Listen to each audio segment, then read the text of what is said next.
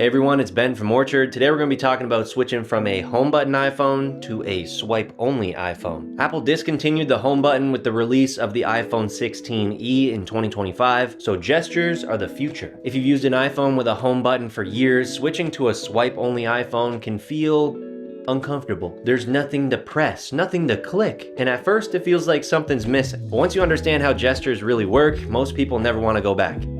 On older iPhones, everything revolved around one button. This really was the design genius of the iPhone. You're always one click away from familiarity. Going home, switching apps, unlocking, it all started here. On newer iPhones, the button's gone and gestures take its place. Apple made this switch to accommodate bigger screens.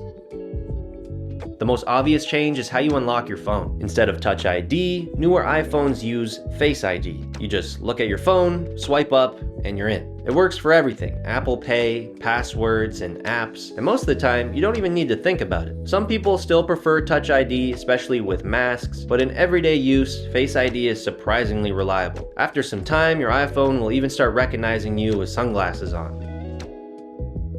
Now, without a home button on these newer iPhones, here's how you go home. No matter what app you have open, you simply swipe up from the bottom of the screen, and that's it. Now, to switch between apps that are already open, simply swipe up from the bottom and hold for a second. This replaces double-clicking the home button and gives you a much smoother way of moving between apps.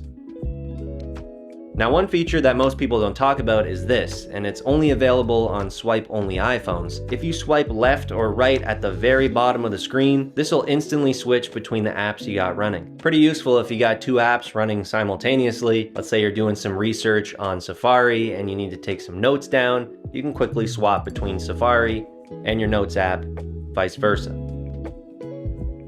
Now, without a home button, Apple split up gestures at the top of the screen. Swipe down from the top right for Control Center, things like Wi-Fi, brightness, and volume. Swipe down from the middle or left side for notifications. At first, this feels confusing, but after a few days, it becomes second nature.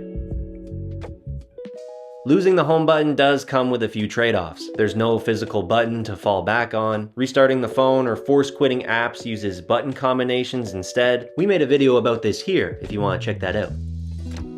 But if you really miss having a button, Apple does offer something called Assistive Touch, which is essentially an on-screen home button. But most people don't need it, and it's a bit cumbersome to keep on your screen all the time. What you do gain is more screen, smoother navigation, and gestures that feel fluid once you learn them. After a week or two, pressing a home button is going to actually feel a lot slower. Now, if you're switching for the first time, here are a few tips. Give it a few days before judging. Muscle memory takes time. Practice swiping along the bottom bar to switch between apps. And if you ever feel lost, just swipe up. It always is going to bring you home. Once you get used to gestures, it's hard to imagine going back. If you've already made the switch, let us know how long it took you to adjust. And if you're still on a home button iPhone, this might be the year you finally swipe right.